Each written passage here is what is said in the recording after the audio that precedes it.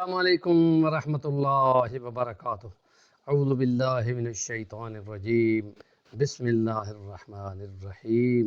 وعلی الثلاثة الذین خلفوا حتی اذا ضاقت علیہم الارض بما رحبت، وقال اللہ تعالی فی کلامہ المجید ان بیوتنا عورہ وما ہی بعورہ ان یریدون الا فرارا۔ صدق اللہ العظیم۔ رب اشرح لی صدری ویسر لی امری۔ اخلاق کریمانہ میں ہم سچائی، زبان، اس کی اہمیت، اس کا مشن، اس کا مواخذہ، ان چیزوں کو ہم دیکھ رہے ہیں، اور ایک واقعہ کو ہم لے رہے ہیں جو 9 ہجری غزوہ تبوک کے موقع پہ پیش آیا تھا، اور چونکہ بہت لمبا فاصلہ تھا، پورا 1 ہفتہ مسلمانوں کو وہاں جانے میں لگا تھا۔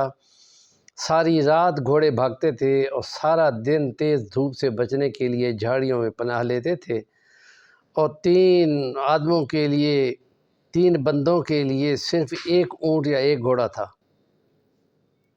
تو اس مشکل جیش العسرت اس لیے کہا جاتا ہے اس کو۔ حضور پاک نے باقاعدہ اس کے لیے اپیل کی تھی، اور صحابہ نے اپنے اپنے طاقت کے مطابق مال دیا تھا۔ اسی موقع پہ نبی پاک نے فرمایا تھا کہ جو میرے اصحاب میں سے مٹھی بھر کھجور لاتا ہے، وہ بعد میں کوئی آنے والا احد پہاڑ جتنا سونا بھی صرف کر دے گا تو اس کے خلوص تک نہیں پہنچ سکے گا۔ اور وہاں تمام لوگ گئے، لیکن 3 اصحاب نبی سچے وہ کسی وجہ سے نہ جا سکے، تو وہ جو 3 پیچھے رہ گئے، پھر ان سے پوچھا گیا۔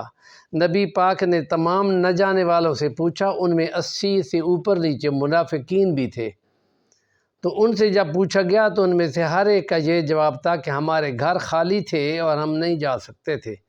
اللہ نے اپنے کلام میں ان کا جھوٹا ہونا بتا دیا۔ قالوا ان بیوتنا عورہ وما ہی بعورہ ان المنافقین لکاذبون۔ وہ منافق جو ہے نا بھاگنا چاہ رہے تھے جنگ سے، کیونکہ منافق جنگ کا شوق نہیں رکھتے تھے اور ہمیشہ پیچھے ہوتے تھے، اور مال غنیمت اکٹھا کرنے میں یا مال حصہ لینے کے لیے آگے آگے آتے تھے۔ یہ بھی ایک نشانی ہے منافق کی۔